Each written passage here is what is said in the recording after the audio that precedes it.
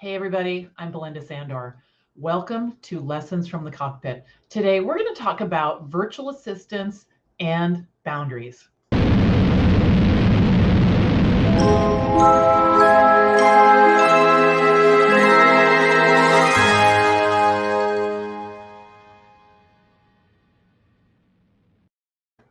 Hey everybody, welcome. This is Lessons from the Cockpit, tactical and practical skills that you need to run your VA business. And today we're going to talk about boundaries. And boundaries are very important in your virtual assistant business. And it's interesting because I think there's a lot of confusion about them. And I want to let you know that Lessons from the Cockpit is brought to you by the VA Connection. And the VA Connection is my online community with over 26,000 members. And we help aspiring and established VAs start their business, grow, and scale. And we do this in our community, our programs, and group coaching courses. So welcome to today's show. So like I said, boundaries are so important. And it's interesting because a lot of times we get confused about who's in charge, right? So I've heard virtual assistants say over and over, they're sighing. They're like, oh my gosh, I need better clients. Where can I get some better clients? Or they'll say they keep sending me work that they want done right now outside of working hours, or they want something done right now. Okay. Now, how many of you can relate to this? Let me know. I want to hear this. Hello, Carrie. Welcome. I'm glad you're here. A lot of people say this, and I have some really bad news for you guys. Are you ready? It's not the client. It's actually you. Okay. You are the one that is responsible for this. So let's dive in. Today's episode is going to be short, sweet, and to the point. All right. So let's talk about what a boundary is. Okay. A boundary. It's interesting. A lot of times people think boundaries need to be like very forceful, and they really don't. It's very simple. A boundary is limits and rules that we set up for ourselves within relationships. Okay, that's pretty straightforward, right? Limits and rules that we set up for ourselves in relationships.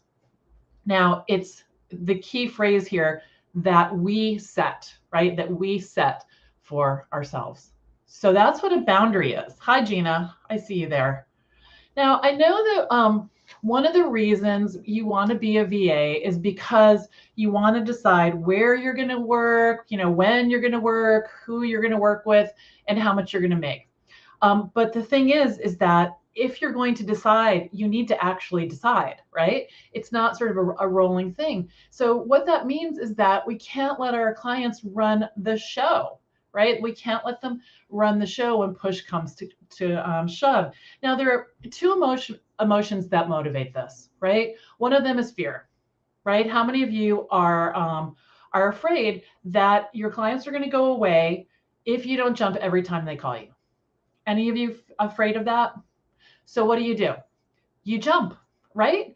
And then you wonder why they expect you to jump, because you just jumped and you keep jumping, And then the other is people pleasing, wanting them to like us, really like us at all costs.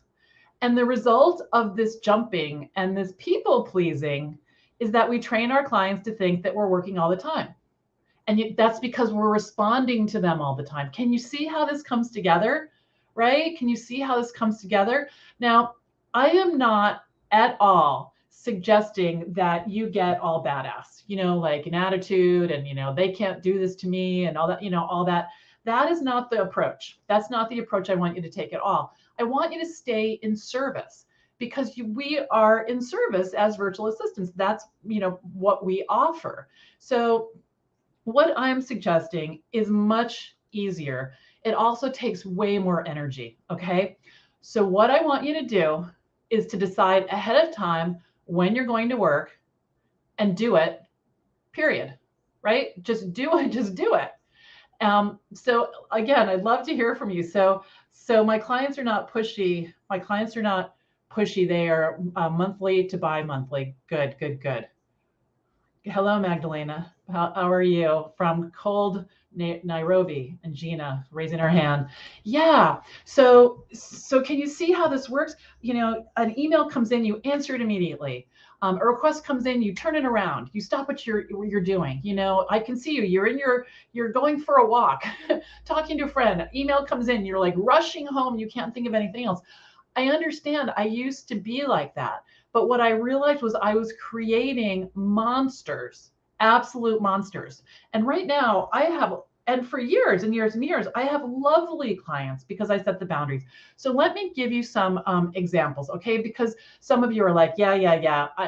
I can, how am I going to set the boundary? What are the words I'm going to say? What are the words I'm going to say?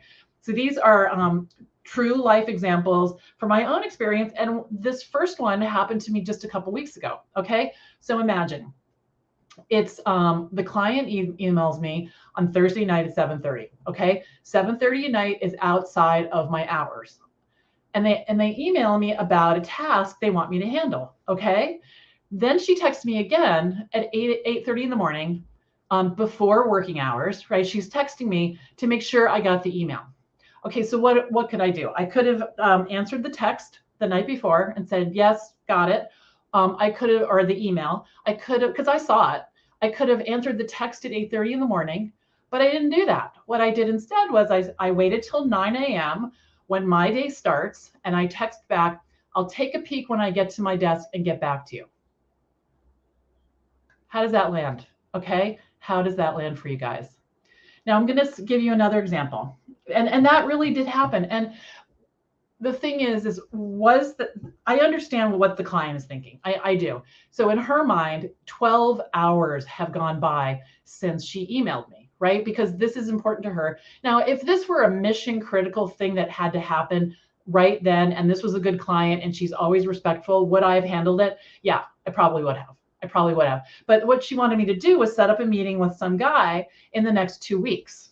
Okay, so this wasn't like my breakfast meeting at 8 a.m. tomorrow needs to be moved to a different place. That's not what this was. If it was that, and she was really in trouble and needed my help, and I saw it and I could do it, I would have done it. But this is not the case. All right. Now imagine that a client now emails me on Saturday and asks me to do work for them that afternoon. Okay. I don't respond to the email. I don't email them until about 10 o'clock on Monday morning. And what I say is, I was away from my desk enjoying the weekend, just seeing this. I can fit this into my work queue at about 3 o'clock today. Does that work for you? Right? Now, do you see how powerful that is? I'm not being passive aggressive, right? I'm just setting my boundaries. Now, when I start to work with clients, I have a letter that I send them that explains when I'm at my desk, how, when I respond, all those different things. And so I've told them. Now, I don't expect them to remember because, it's my boundaries, not theirs, and some people will remember, but some people just won't. They'll read it, yeah, blah, blah, and they'll keep going. So I do let them know ahead of time, and then I train them. Okay. Now, when scenarios like this happen, this is critical, guys. I do not get emotionally charged up. I don't get angry at all. I don't go off on a little rampage.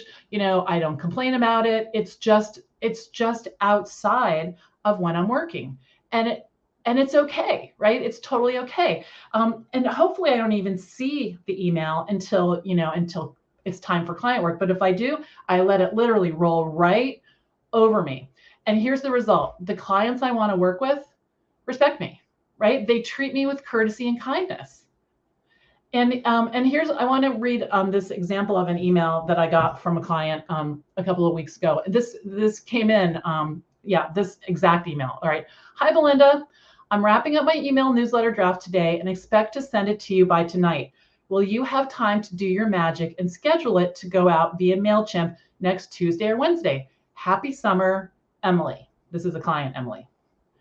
And how you get emails like that in your inbox is by holding your boundaries, okay? It's up to you to make sure that happens every single time. So you can see how it doesn't have to change my whole life. I don't have to get riled up. I don't need to take a firm stand. All I need to do is be clear about when I'm working, when I'm not, and make decisions from that place. Okay. All right. I love these comments. Gina, wow, creating monsters. Yeah. Yeah. Yeah. Yeah. Hola. Hello. Hello. From Mexico. Yes. Yes. So I want you to take that in. I want you to practice it. The first thing I want you to practice is your emotional piece to it. If there's an emotional piece to it for you, I want you to practice disengaging from that, right? Disengaging from that, because all you're doing really, that's like you're hurting yourself. It's like, drinking poison and hoping someone else is going to die. Because the thing is that you're taking your day off track, or your Saturday, or whatever it is. So just start to unplug from that, from the emotion. And then you can look back on this. You can also find this information on the blog at thevirtualassistantconnection.com/blog. You can search for it there to get this text as well. So, just practice, go slow approach. And I think what you're going to find, you can even retrain clients. You can retrain them.